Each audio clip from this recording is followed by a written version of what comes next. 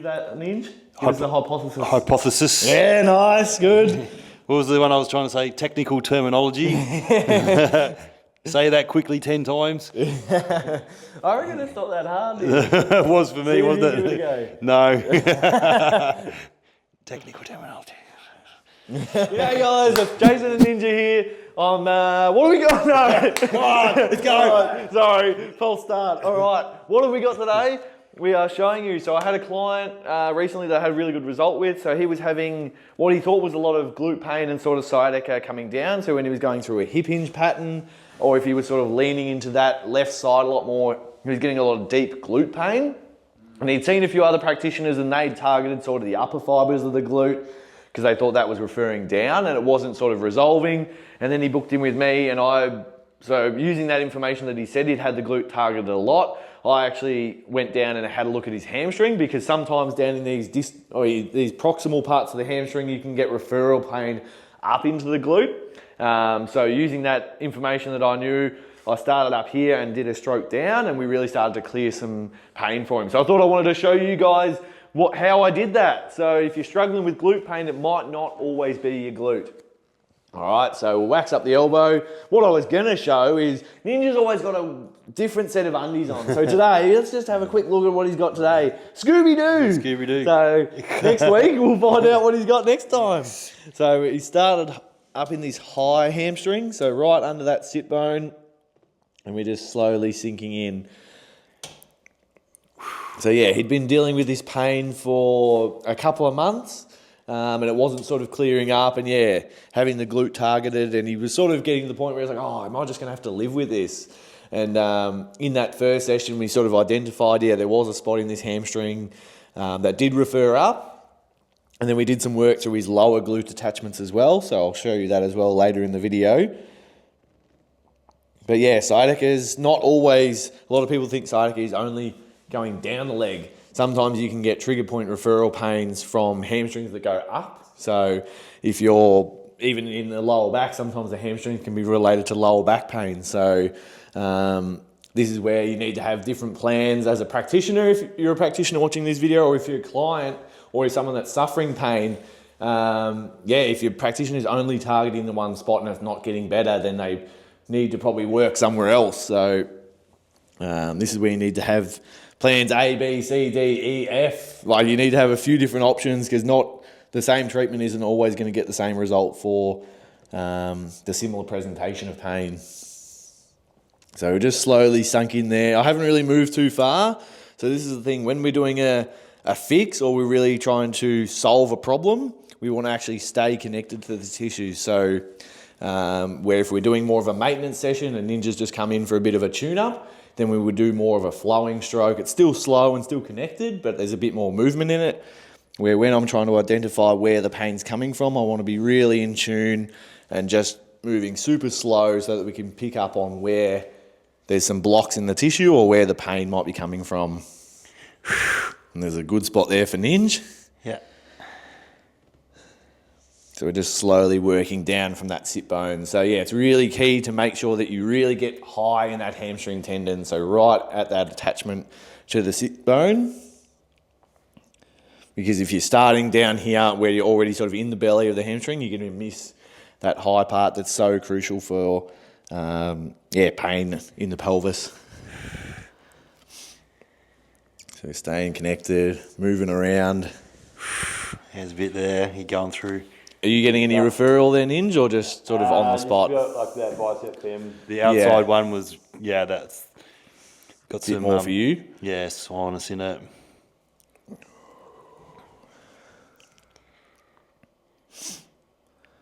Feels good, so therapeutic. Yeah, and that's the sensations we're trying to chase. We're getting the feedback from the client. Is that feeling relevant to your pain?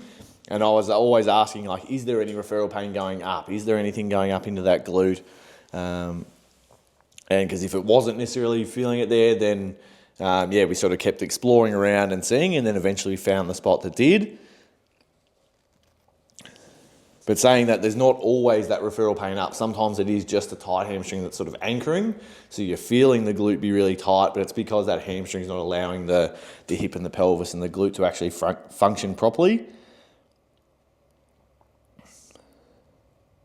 So this is just things that you pick up on years of experience in the industry. So yeah, if you're a new practitioner, don't be stressing if you don't know that just yet. Like it'll come. Yeah, you just got to treat lots of bodies and just keep working at your craft and yeah, doing as much work as you can. So now we've moved a little bit more medial.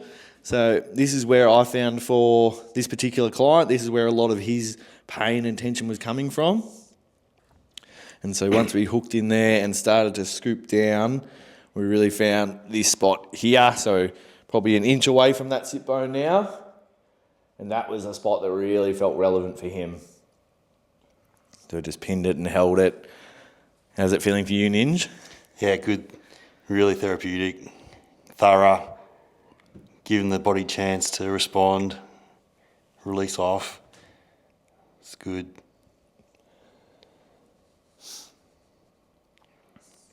It's cool when the practitioner it feels like they can feel your pain. It's sort of like so tuned in. It's like, whoa, how did you know it was there? Yeah. How do you know to stop there? How do you know to go slow through that bit? How do you know to angle into that bit? Yeah. It is always interesting when clients react like that. They're like, oh, how did you know it was there? Yeah. And it's like, well, it's part of my job is sort of like through the feeling. So I always sort of have a bit of a joke and I always say like, I'd be a bit worried after 10 years if I couldn't find the spot. Like, if I didn't know what I was feeling for. So this time we're coming around, we're going to get more into the medial side. So this can be a little bit more that adductor magnus or that medial hamstring line. So there was another spot in here that did refer up into those lower glute fibres. And so again, we're just pinning up. So I can use either elbow here, but for this one, I want to angle up into that sit bone. So here I can just really pin and hold and explore my angles up there. I can sort of angle now straight across towards you. And we're just seeing if there's anything in there. If I slip down a little bit, so I've just rolled under one of those tendons, and there's a good spot there for Ninj. Yeah. I can sense my adductors are sore too. Yeah. Just Did you have a bit of a squats. squatting session this week? Yeah. How'd you go? How heavy were you? Good. We're not going too hard because it's like week one. Oh, okay. Just building back up. Yeah, building back up to. For me anyway, I'm counting this as week one. Yeah. I still did 110 for fives. That's good. Squat. Solid. So yeah, I'm just thinking then in my head, all right, if I'm starting with that, like how am I going to... You're going pretty heavy, Ninj. Yeah, 140 is like 142 is my PB in the last couple of years. Yeah. So, You'll be chasing that if you're doing 110 for 5. Yeah, should be able to, eh? So, yeah. Getting ready for...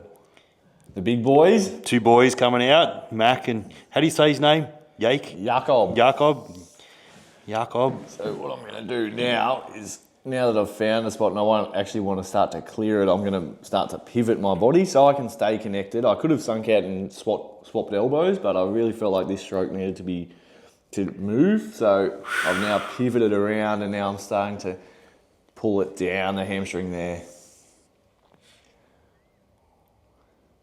And yeah, this was another spot that I identified with this particular client.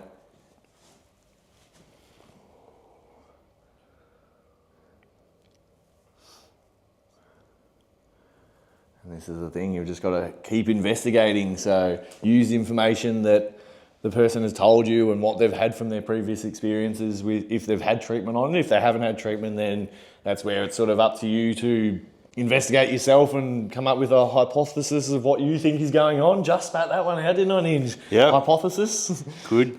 How do you knew that, Ninj? What's the hypothesis? Hypothesis. Yeah, nice, good. What was the one I was trying to say? Technical terminology. Say that quickly 10 times. I reckon it's not that hard. It was for me, wasn't Give it? it a go. No. Technical terminology. Alright, so we'll sink out of there. We'll show you one more with the other side of the elbow. So this time I can really hook in, and this one's going to be more of a scooping stroke. So same thing, I'm still going to angle in this way. So I've started quite flat, and then to really identify where I want to go, just tilting my arm up there. So at the moment, my pressure's going straight across.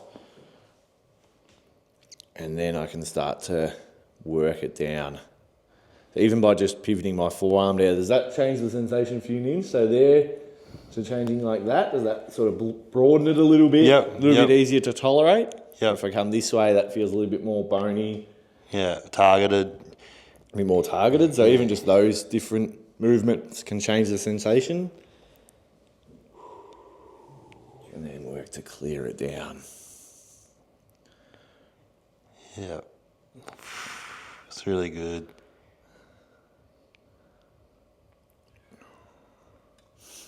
Right, so then I got this client up and I retested and he went, oh yeah, feels a lot better through there. But there was still something that he felt up in this lower glute. So maybe if you come back around this way, Leo, just so I don't block the camera.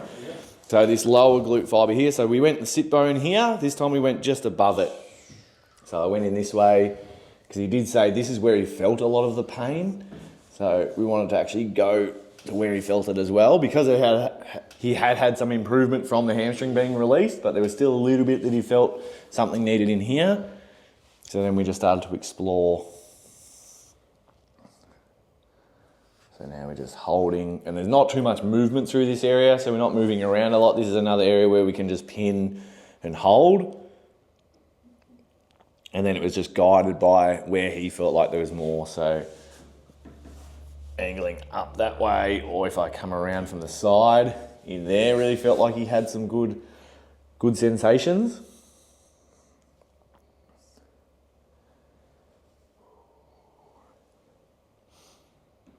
And just holding.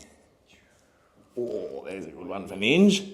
A little bit of a flick. That's the other thing in this lower glute area. There's a few things you can flick over. That's another reason you don't move too fast. And yeah, once we found the spot, he's like, yep, that feels like it's it. So then we just park there. We can get the old pepper cracker out and just reinforce, grind a few. Yeah.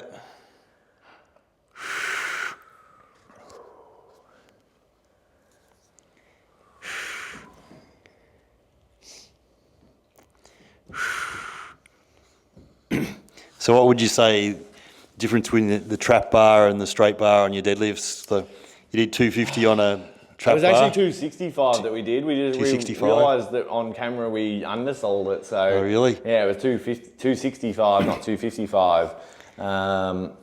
The difference, it is a bit of a different lift. Like, it feels different when the weight is around you rather than in front of you. So trap bar definitely feels easier. Yeah.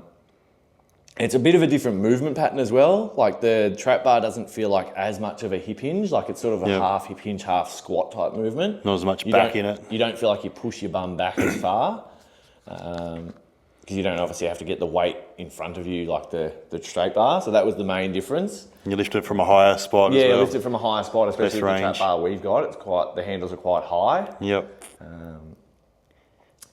The straight bar, definitely getting it off the ground is probably harder than the trap bar. Yeah. I feel like once you get the trap bar moving, it feels all right because you can engage a bit more. Yep. Where, yeah, the straight bar, it feels like because the weight's in front of you, if you don't get your legs driving early, it does feel we feel like your back's going to cop a lot of it. So that's sometimes where people sort of get a bit iffy. And it's probably a good thing that they don't want to do an ugly rep and try and force it. But I think the trap bar, you can recruit a bit more of your quads, your glutes, your hamstrings and everything around there.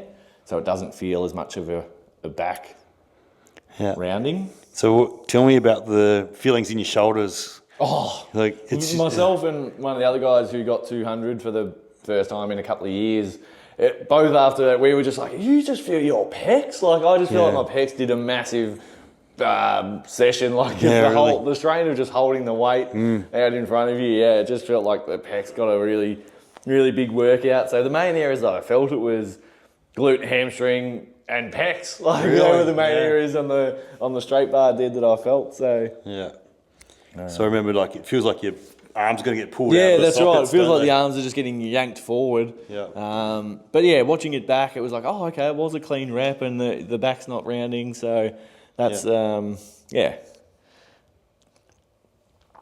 Cool. I did 215s, the heaviest I've lifted with the trap bar. So are you going to remember Didn't this? you try and walk with it as well? I walked a bit. It is pretty silly, but... Yeah, I gave it a crack. But yeah, I just remember the searing pain going through my shoulders like it's going to pop out. Just getting stretched, aren't they? Yeah, it's just... You don't get a stretch like that. No. Under those, for just holding the weight. So I probably held on to it for like 20 odd seconds as well. Like, had the 215 up in the air, you know, so it's like heaps of beneficial isometric, you know, loading, eh? Yeah.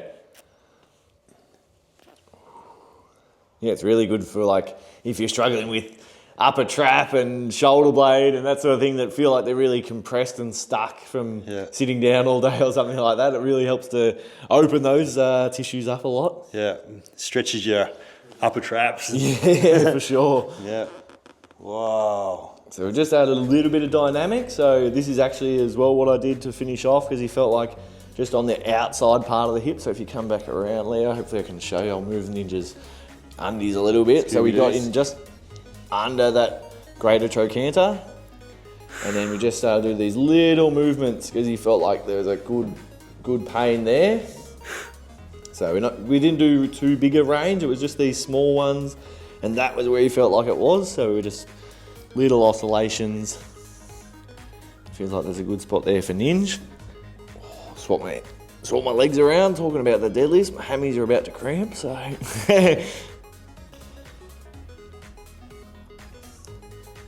and then we'll wrap it up there. So yeah, there was a bit of a case study that I had and a good win that I had with a client that was struggling with some glute pain, but was actually coming from his hamstring. So yeah, if you're struggling with any of these issues, book in online or reach out to us and we'll help you out. Thanks guys, see ya.